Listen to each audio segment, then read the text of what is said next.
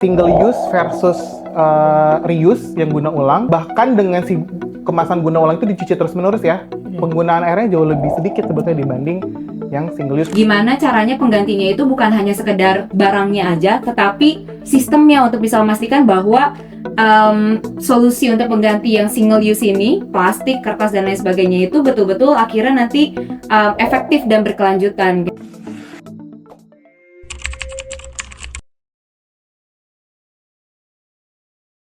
Seberapa sering kita mendengar Indonesia darurat sampah? Kalau kita berbicara mengenai pengelolaan sampah, kita sering mendengar 3R, reduce, reuse, recycle. Biasanya mungkin yang paling familiar adalah recycle atau daur ulang. Tapi ada reduce mengurangi dan juga reuse guna ulang. Saya Diti bersama rekan saya Rifki. Kami di podcast Si Paling Rius akan membahas mengenai guna ulang sebagai solusi pengurangan sampah dan juga bisa diterapkan di kehidupan sehari-hari. Halo Rifki, apa kabar? Halo Kak Diti, baik, alhamdulillah gesit. Hah? Kamu Sehat. sehat. Oke, aku mau nanya nih. Kalau tadi kan judul podcast kita Si Paling Rius. Iya. Seberapa si paling riuskah kamu atau lebih familiarnya sama recycle atau daur ulang? Kalau saya sih Kak, sejujurnya saya lebih sering tahu recycle atau daur ulang sih. Padahal di 3R ada reduce, mengurangi, dan reuse guna ulang yang nggak kalah penting sebenarnya ya. Bener banget. Nah makanya karena podcast kita Si Paling Rius di episode perdana ini kita akan kulik-kulik gimana caranya daur ulang di kehidupan kita sehari-hari. Daur ulang, guna ulang. Guna ulang, oh iya ya. Belum masih fokusnya di recycle nih. Coba dikenalin dulu ada siapa aja di sini. Hari ini kita kedatangan Direktur Diet Plastik Indonesia, Kak Rahyang Nusantara. Halo Kak. Deputi ya. Saya takut Deputi, takut sama Deputi Direktur. Deputi Direktur dan juga Manajer Program Diet Plastik Indonesia sekaligus Ketua Pengurus Asosiasi Guna Ulang Indonesia atau Aguni Kasara. Ibu pimpinan. Ibu pimpinan. Gimana kabar hari ini Kasara Karahyang? Baik. Kenyang, saya habis makan tadi. Makan MBG? Beropening nih. Insya Allah bergizi, insya Allah. Nah, kenapa kita hari ini ngobrolin tentang guna ulang dan hubungannya sama sampah, Rifki? Ngomongin masalah sampah di Indonesia, Kak. Karena terakhir saya baca berita tuh ada 50 meter tumpukan sampah longsor di Bantar Gebang. Serius? Serius. Korbannya sampai ada 13 orang dan 7 orang meninggal dunia, Kak. Innalillahi. Miris banget ya, dan naasnya nggak ada tanggung jawab dari pihak terkait. Oke, tapi yang nggak seru juga, pernah dengar nggak sih di Tangsel itu banyak sampah-sampah numpuk di pinggir jalan, cuma ditutupin terpal doang, Ki. Oh iya. Jadi bisa bau, mengganggu estetika, dan kayaknya nggak di Tangsel doang deh. Kamu tinggal di mana nih? Di Tanah Abang. Ada nggak tumpukan sampahnya tuh? Banyak, Kak. Banyak ya? Diangkut nggak nih sama orang-orang ini ya? Nah, ngomongin guna ulang nih, Kak. Diet Plastik Indonesia tuh udah ngelakuin berbagai program untuk mengurangi sampah plastik. Nah, ini buat netizen nih khususnya nih, Diet Plastik nih lembaga yang melakukan program pengurangan sampah plastik ya, bukan pengurangan nonton drakor. Jadi jangan sampai salah paham gitu. Karena plastik ya? Iya, benar. Takutnya kan plastik drakor ke situ-situ nanti. Nah, nih untuk ke arah yang supaya audiens kita lebih mengenal diet plastik, sebenarnya boleh nggak sih diperkenalkan secara singkat apa itu diet plastik dan apa aja yang udah dilakuin selama ini? Makasih lo sudah mengawali tadi pengurangan ya kita. Jadi diet plastik memang kita fokusnya di pengurangan gitu. Karena kalau kita fokusnya di hilir, kalau pas sudah ada sampah itu nggak beres-beres gitu sampahnya. Jadi kita perlu diet plastik di sini mulai udah hampir 14 tahun kayaknya. Kita udah fokus memang gimana caranya kita bisa mencegah sampah dari awal. Makanya kita fokus di dua hal, pembatasan plastik sekali pakai dan juga solusi guna ulang gitu. Kita ada beberapa program yang memang sebetulnya kita arahkan supaya si program yang kita lakukan ini bisa menghubungkan pentingnya advokasi kebijakan gitu, kebijakan yang kuat gitu untuk mulai fokus di pembatasan sampah di awal, kemudian infrastruktur guna ulang gitu. Jadi solusinya itu harus didampingi dengan solusi yang memang bisa secara sistemik itu mengurangi ketergantungan terhadap plastik sekali pakai. Kemudian ya perubahan perilaku gitu kan, yang mana nggak cuma dibebankan ke masyarakat atau konsumen, tetapi juga semua orang termasuk pemerintah, termasuk sektor bisnis juga gitu. Dan program-program kami kayak Pasar Bebas Plastik, Gerakan Guna Ulang Jakarta, dan yang lainnya itu didesain supaya kita nggak bergantung kepada sistem plastik sekali pakai. Oke, terima kasih buat penjelasannya. Mungkin netizen udah paham.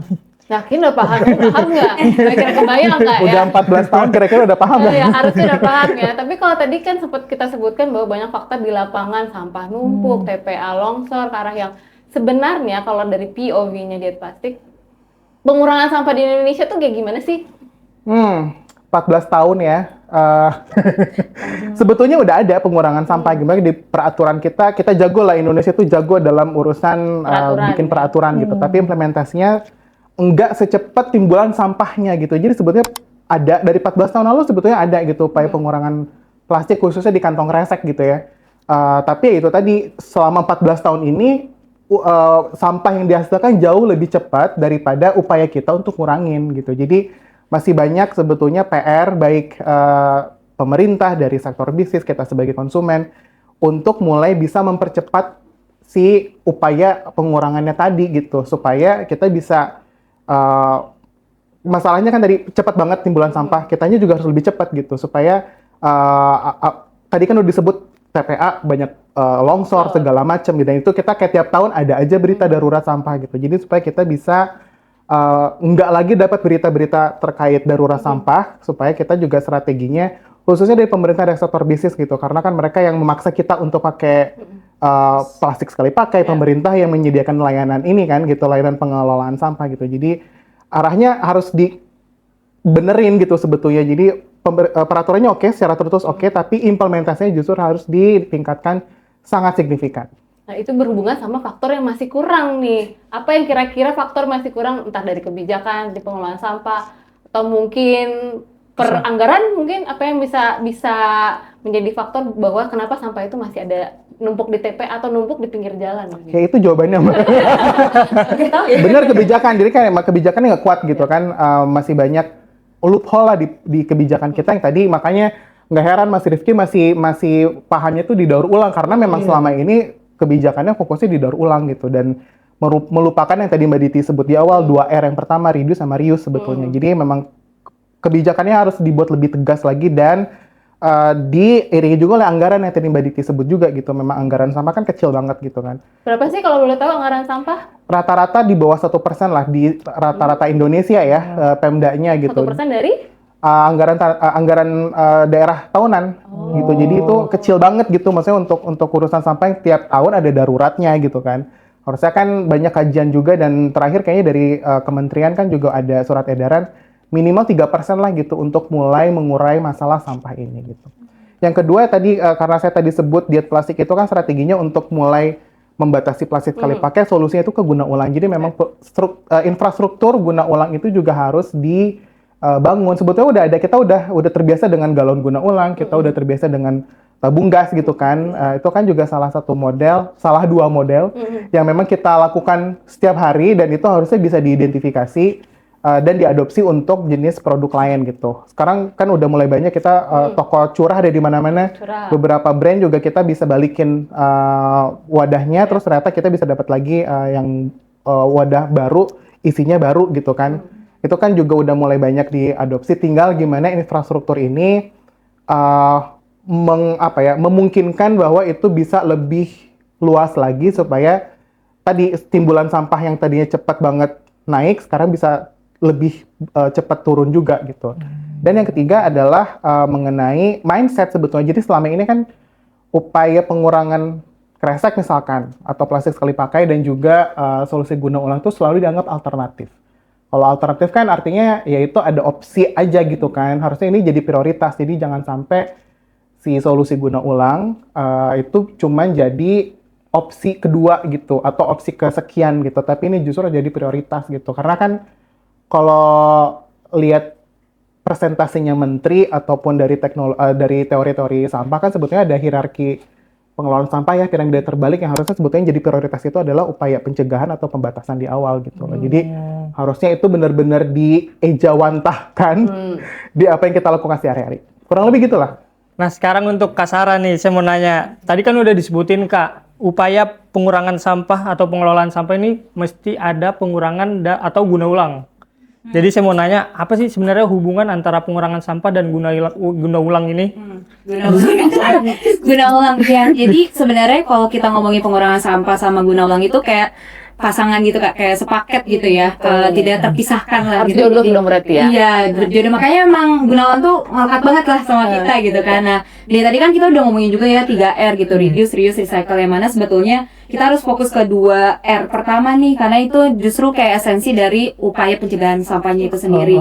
Reduce tadi sejalan dengan apa yang dikerjakan sama diet plastik kan, fokus ke kebijakan utamanya pelarangan plastik sekali pakai. Itu kan udah ada upaya bagaimana akhirnya kita berusaha untuk sama sekali tidak menggunakan plastik sekali pakai. Nah, setelah itu apa gitu, karena biasanya kalau misalkan udah ada pelarangan pasti banyak yang bertanya-tanya, terus penggantinya apa dong gitu kan, kayak ini berarti pakai apa dong, misalkan ganti kresek ataupun ganti apa ya, cutlery plastik dan lain sebagainya kayak gitu. Dan kesannya itu tuh harus diganti dengan barang lagi gitu, padahal mungkin kita udah mulai bisa juga pikirkan gimana caranya penggantinya itu bukan hanya sekedar barangnya aja, tetapi sistemnya untuk bisa memastikan bahwa solusi untuk pengganti yang single use ini, plastik, kertas dan lain sebagainya itu betul-betul akhirnya nanti efektif dan berkelanjutan kayak gitu. Nah, makanya kita juga mesti mikirnya saat ngomongin solusi, jangan sampai solusinya juga malah bikin beban lingkungan baru, bikin beban sosial baru, atau bikin beban ekonomi yang baru gitu kan.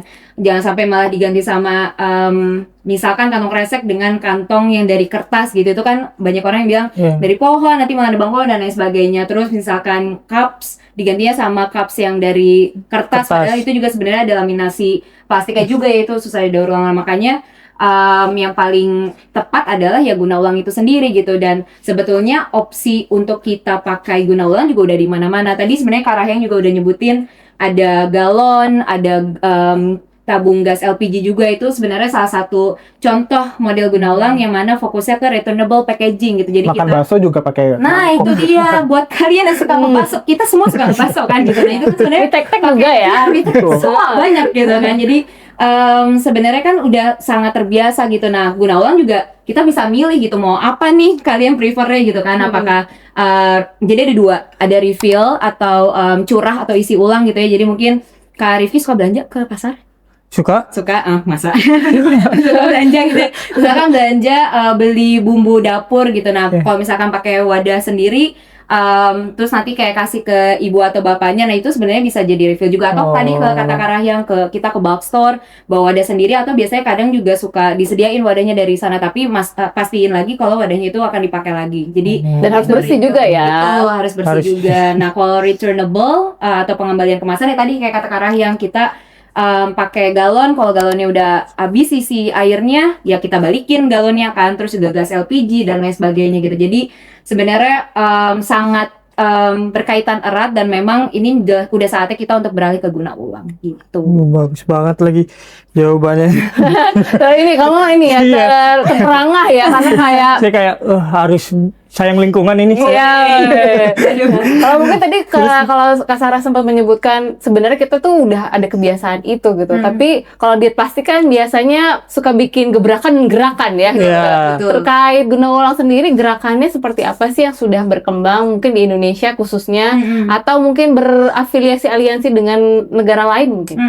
Nah, kalau ngomongin guna ulang di Indonesia kan sebenarnya kita udah sangat terbiasa ya dengan tadi mangkok ayam di tukang bakso, galon dan lain sebagainya. Nah, kita tuh sebenarnya pengen untuk mengingatkan kembali gitu, kalau misalkan kita tuh udah ada solusi guna ulang loh gitu untuk mengatasi permasalahan plastik, dan juga ingin menumbuhkan kembali ambisi nih gimana biar orang-orang tuh termotivasi lagi gitu untuk memunculkan habit guna ulangnya lagi. Nah, makanya di 2022 tadi sebenarnya Kak Rahyang udah sempat nyebutin gerakan guna ulang Jakarta atau guna ulang Jakarta. Nah, memang gerakan guna ulang ini kita startnya di Jakarta dulu, jadi piloting ya, tapi memang harapannya nanti bagaimana Jakarta itu bisa jadi kota percontohan untuk kota-kota lain, membuktikan bahwa kita semua kota kabupaten di Indonesia itu kita bisa banget untuk memperkuat sistem guna ulang di kotanya masing-masing, sehingga akhirnya at the end Indonesia itu bisa menjadi negara yang bisa leading untuk membuktikan bahwa oh sistem guna ulang itu sebenarnya works loh gitu, apalagi untuk negara-negara di Asia juga. Nah dari 2022 itu berjalan sampai sekarang, sampai akhirnya dulu kita ada teman-teman pelaku bisnis yang didampingi juga sama Diet Plastik bikin suatu perkumpulan lah gitu, kita ngegeng gitu, Teman main gitu main ya. gitu ya, kayak nongki-nongki gitu. Kamu jadi ketuanya ini. Ikut. Jadi kita kayak ngobrol-ngobrol gitu, karena kita juga ngelihat udah banyak nih maksudnya contoh-contohnya gitu kan untuk si guna ulang itu sendiri, tapi gimana caranya biar tadi mengarah ke perubahan sistem yang karena yang dia tadi sebutin gitu. Makanya dulu namanya Reuse Special Interest Group gitu. Kurang Wow. spesial apa gitu kan, ada Spesial Reuse sekali. Special Interest Group. Nah sampai akhirnya di 2025 kemarin pas banget pas Plastic Free July kita launching official namanya Asosiasi Guna Ulang Indonesia begitu, atau Aguni disingkatnya. Follow ya Aguni _reuse di IG. Langsung gitu ya. Langsung promosi gitu. Soalnya di situ kakak-kakak juga pada bisa lihat kayak member-membernya itu siapa aja, inisiatifnya apa aja sih dan lain sebagainya, dan gak berhenti sampai situ. Jadi karena kita juga dari Diet Plastik juga kita banyak tergabung di network juga, dan yang salah satu untuk memperkuat strategi kita lah gitu untuk memperkuat si ekosistem guna ulang di tingkat regional itu, kita juga ada namanya Asia Reuse Consortium. Jadi itu kayaknya udah lebih dari 5 negara ya.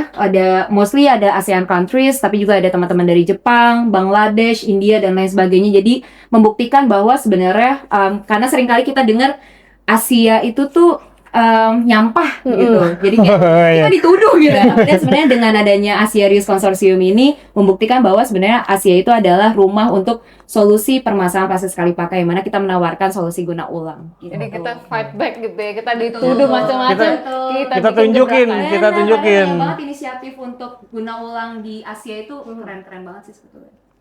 Dan terus balik lagi ke Karayang, ini kan kita ngomongin guna ulang ya Kak. Sebenarnya apa sih urgensi guna ulang dalam pengelolaan sampah, dan kalau bisa ada nggak sih contoh cerita suksesnya di negara atau kota lain gitu? Ya, kalau contoh sukses sebetulnya ya tadi si bakso itu sebetulnya kan udah Bakso ya. udah jadi kayak semacam identitas Nusantara gitu ya. Kalau kita ngebakso kan nggak mungkin pakai styrofoam gitu kan. Kalaupun ada pasti nggak enak, rasanya pasti beda gitu. Beda sih. Itu kan salah satu contoh yang sebetulnya perlu kita jaga ya, jangan sampai dia berubah gitu ke material yang sekali pakai. Cuman kalau misalkan kita lihat secara sistemik yang jadi tujuannya Diet Plastik ya, kebijakannya jalan, implementasinya jalan, itu ada beberapa kota memang, contohnya di Quezon City di Metro Manila. Dia udah mewajibkan semua restoran dan kafe kalau kita dine in itu harus pakai yang beneran, yang reusable maksudnya gitu, nggak pakai single use. Jadi kalau kapan-kapan jalan-jalan ke Manila, ke Quezon City, itu pasti kita kalau pesen kopi pasti dikasihnya gelas beneran. Bukan kalau di sini kan kita meskipun mau makan di tempat atau minum di tempat Masih dikasihnya ada. cup, Masih sendok garpunya dibungkusin lagi plastik gitu kan. Nah di situ ada peraturan, termasuk di Korea. Jadi meskipun kita mengurangi tadi pengurangan drakor ya, tapi sebetulnya Korea juga punya. Kalau tadi di Filipina itu cuma di Quezon City-nya aja, kalau di Korea Selatan itu satu Korea semua kotanya wajib juga kalau kita makan di tempat itu harus pakai reusables. Itu juga salah satu yang perlu kita contoh sebetulnya. Bisa diadopsi di sini, dan sebetulnya peraturan kita harusnya bisa mendorong itu lebih cepat, apalagi dengan kondisi darurat ya. Maksudnya sekarang TPA udah tutup, darurat sampah terjadi tiap tahun, itu harusnya bisa diprioritaskan untuk kita contoh lah gitu. Terus yang jadi urgensinya tadi sebetulnya kalau kita fokusnya di hilir terus gitu kan, daur ulang misalkan, itu kan ada proses sebetulnya gitu, prosesnya dicacah, dibersihin, pas proses jadi produk baru gitu kan, itu pasti ada emisinya, ada residunya, energinya juga gede gitu. Sementara kalau guna ulang kan, meskipun dia secara sistemik, kita beli sekali, terus dipakai, dicuci, dipakai lagi gitu. Dan itu kayak begitu aja terus, sampai dia bener-bener nggak bisa dipakai setelah mungkin ratusan kali pakai gitu kan, setelah berapa tahun baru didaur ulang gitu. Jadi sebetulnya proses mendesain produk dan kemasan di awal itu adalah hal yang penting gitu. Jadi kalau sekarang kan semua peraturan meskipun iya ada penyebutan pengurangan sampah, tapi masih fokusnya ke daur ulang. Jadi kemasan-kemasan atau produk pasti dimintanya bisa didaur ulang gitu. Sementara harusnya di desainnya itu Dan kapasitas daur ulang juga nggak tinggi-tinggi amat kan. Jadi sebetulnya justru yang harus diatur adalah gimana standar kemasan atau produk yang diciptakan itu bisa digunakan ulang selama mungkin sebetulnya.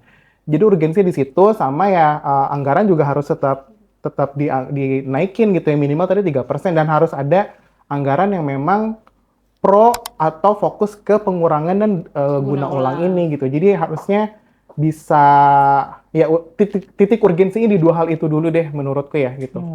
Thank you Kak Rayang. Jadi kamu udah cukup bisa mengubah mindset kamu yang katanya recycle terus jadinya reuse atau Ya kayaknya jauh lebih simpel ngelakuin reduce atau reuse daripada recycle. Udah mulai nggak ketukar lagi kan? Mudah-mudahan ya nggak selip-selip. Semoga nggak ketukar ya. Nah, karena kita akan berbicara mengenai perubahan, biasa perubahan itu ada tantangan. Tapi tantangannya juga biasanya soal informasi ini, benar atau salah, mitos atau fakta. Nah, kita mau ajak narasumber kita bermain. Silahkan kakak-kakak bisa mengambil papan di depannya. Ada papan bertuliskan mitos atau fakta. Jadi nanti aku dan Rifki memberikan pertanyaan atau pernyataan bergiliran ke Kak Rahyang dan Kak Sarah. Silahkan ditunjukkan ini mitos Menurut atau fakta. Kak Rayang atau Kak Sarah ini mitos atau fakta? Oke, pertama dulu ke Kak Rahyang. Kata orang, guna ulang itu ribet karena harus menghabiskan banyak air. Mitos atau fakta? Nah, mitos ya. Kenapa tuh Kak Rahyang? Mitos. Banyak riset sebetulnya yang menyebutkan kalau ngomongin pakai perspektif life cycle ya, daur hidup gitu. Jadi kan harus ngeliat produksi pas lagi dikonsumsi dan nanti disposal saya juga sebetulnya pas sudah dibuang. Jadi ada riset yang menyebutkan, salah satunya dikutip di salah satu riset yang keluar dari salah satu universitas di Inggris, Making a Reuse Reality, yang mana Diet Plastik juga waktu itu ngebantu bikin terjemahan bahasa Indonesianya. Dihitung-hitung sebetulnya kalau single use versus reuse yang guna ulang, itu bahkan dengan si kemasan guna ulang itu dicuci terus-menerus ya, penggunaan airnya jauh lebih sedikit sebetulnya dibanding yang single use. Karena kan single use proses dia memproduksi si kemasan atau produk juga menggunakan banyak air kan gitu. Jadi itu juga sebetulnya ada riset di botol minum sebetulnya. Jadi botol minum yang guna ulang sama botol minum yang single use itu justru lebih sedikit pakai air. Lagi-lagi sebetulnya ini harus tersistemasi dengan baik, ada kebijakannya, monitoringnya juga harus bagus. Oke, berarti untuk saat ini kita bisa jawab itu mitos gitu ya, dan harus dikuatkan dengan riset-riset juga ya supaya orang juga tetap percaya bahwa ini adalah mitos. Silakan Rifki. Sekarang selanjutnya untuk Kak Sarah. Kata orang, daur ulang lebih simpel daripada guna ulang. Ini mitos, sudah pasti mitos ini.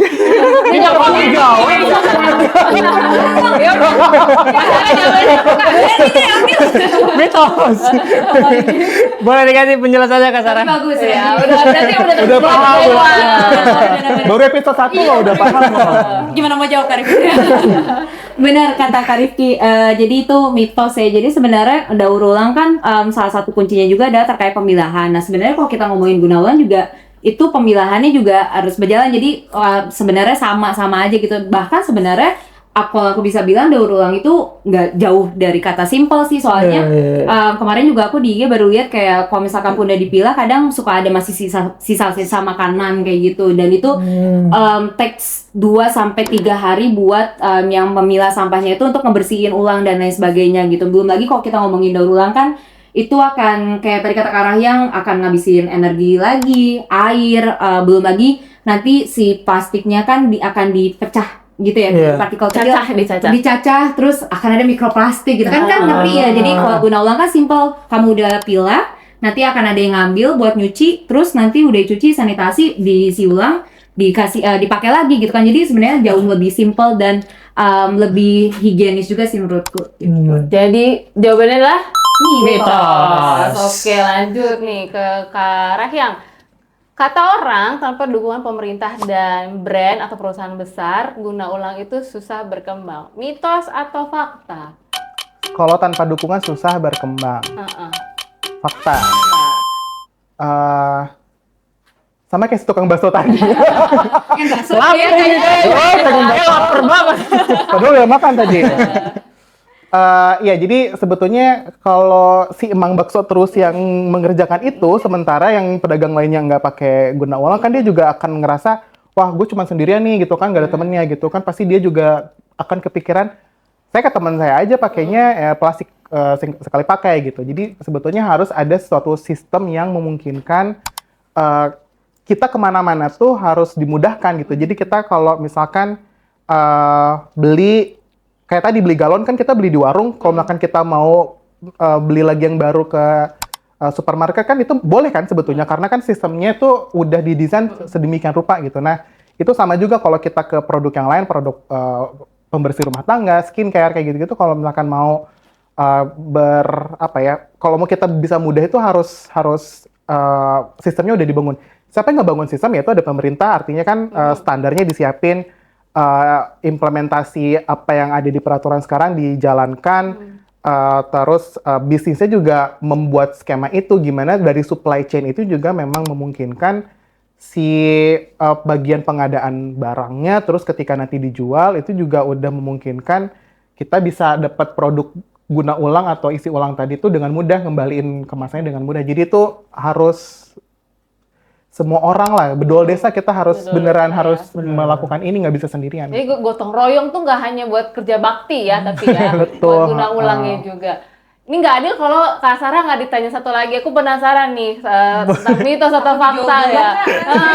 Ini kayaknya Kak Sarah yang buru-buru ya. Nih, kan banyak nih ya memang aku terlihatnya di sosmed nih, karena banyak peraturan plastik biasanya digantinya sama tas ponbon nih Kak Sarah. Dan banyak yang bilang bahwa tas ponbon itu sekali pakai. Mitos atau fakta?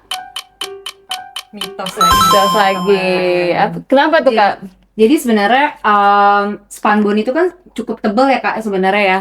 Jadi bisa dipakai ulang sih gitu. Tapi jangan sampai memang kayaknya karena kebanyakan spandbon ya jadinya di rumah gitu. Karena mungkin kalau kita beli entah itu online ataupun offline suka ditawarin mau pakai spandbon atau enggak gitu. Jadinya malah numpuk dan orang tend untuk dibuang kayak gitu. Karena makanya penting itu untuk kita ada perubahan sistemik tadi untuk bisa memastikan bahwa bagaimana kita jangan sampai tadi ya kalau misalkan ada pelarangan itu penggantinya malah si objeknya ini gitu. Padahal sekali lagi yang kita butuhkan mungkin kalau belajar dari kantong kresek justru ya dengan adanya pengganti spandbon ini ternyata nggak efektif juga gitu kan kalau kita hanya mikirnya penggantinya itu adalah objeknya aja gitu. Padahal sebenarnya dengan kita ngelihat sekarang oke, udah ada penggantinya kresek spandbon tapi jadinya menumpuk, berarti pengganti objeknya aja tuh nggak cukup. Makanya ini jadi pengingat lagi bahwa ya emang yang kita butuhkan adalah perubahan sistemiknya itu sendiri kayak gitu. Jadi itu ya karena dan Diet Plastik punya program Dropbox di pasar tradisional.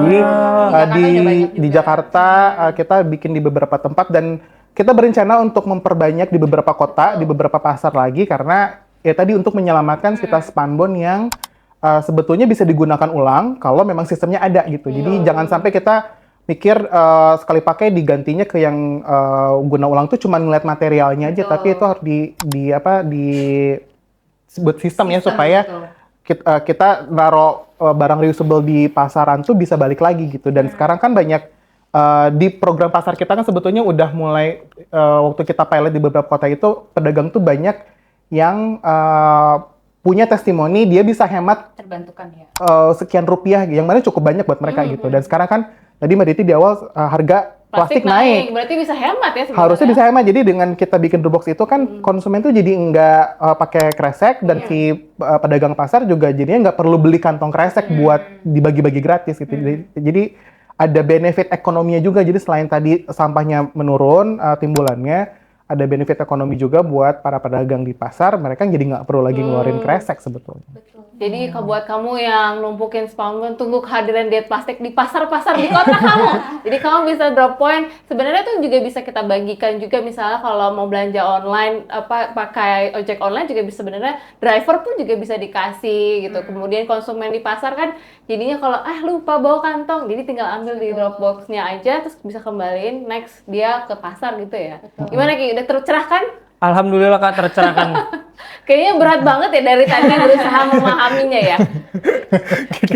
Baru episode 1 maklum. Iya, jadi masih memproses semua ya Ki ya? Masih memproses belajar kita. Betul. Karena kan rumah dekat pasar juga Kak.